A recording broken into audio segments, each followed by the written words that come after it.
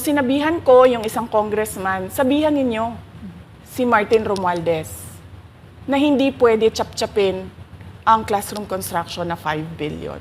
Kaya kung makikita ninyo sa budget proposal na approved ng Office of the President, 5 billion yon. Pero nung lumabas yung GAA o yung budget approved noong 2023, naging 15 billion siya.